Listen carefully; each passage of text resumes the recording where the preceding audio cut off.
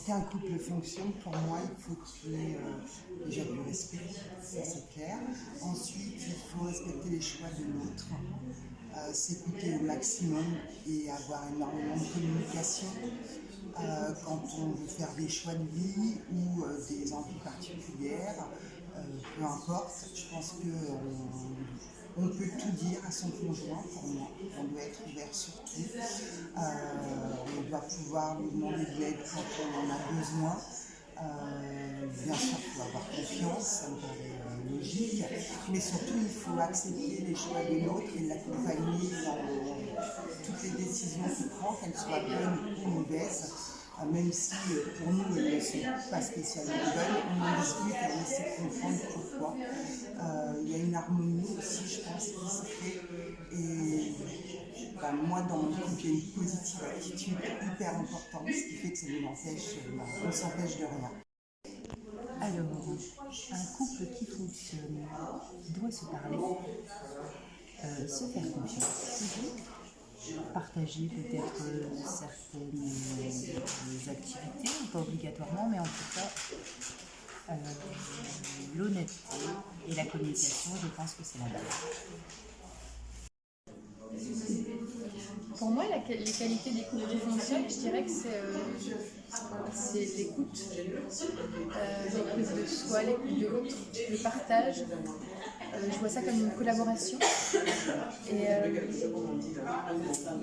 je pense qu'on peut avancer l'un et l'autre, même si on n'est pas sur le même niveau, sur la même ouverture d'esprit, mais je pense que l'un peut amener quelque chose à l'autre et vice-versa. Et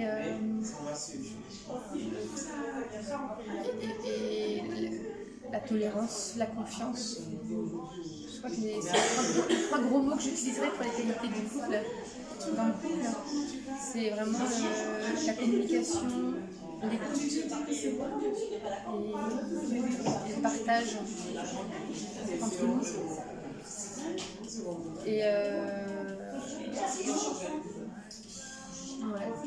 d'être conscient de ça et de mettre ça à l'honneur un peu dans la vie du couple, je pense que ça peut faire non seulement durer le couple et le faire fonctionner. Et donc ça peut. Le résultat, c'est que ça matche.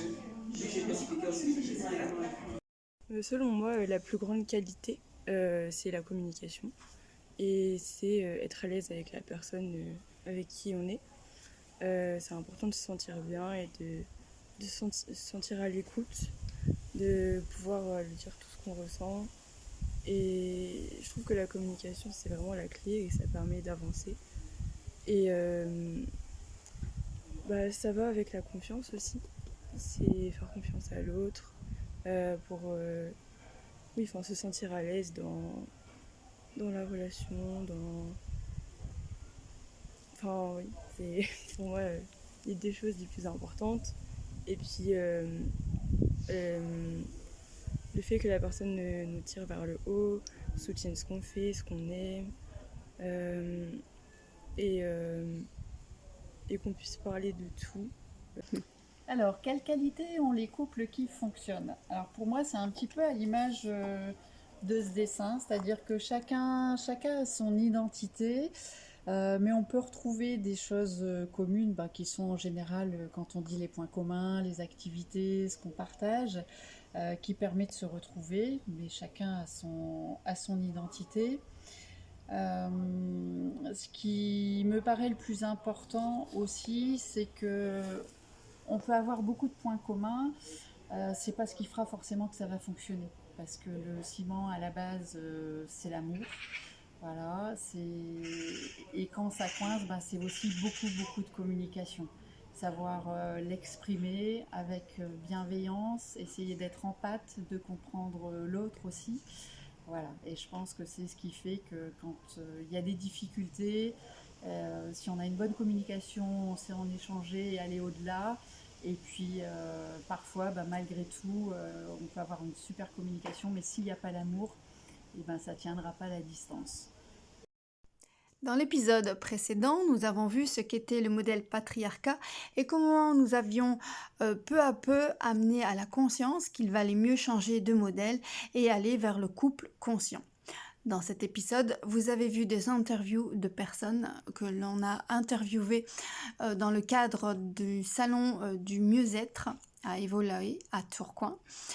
Et c'était le petit bonus de la vidéo précédente. Dans le prochain épisode, le 3e, nous vous parlerons de ce qu'est le couple conscient, les qualités qu'ils ont développées pour que ce couple fonctionne.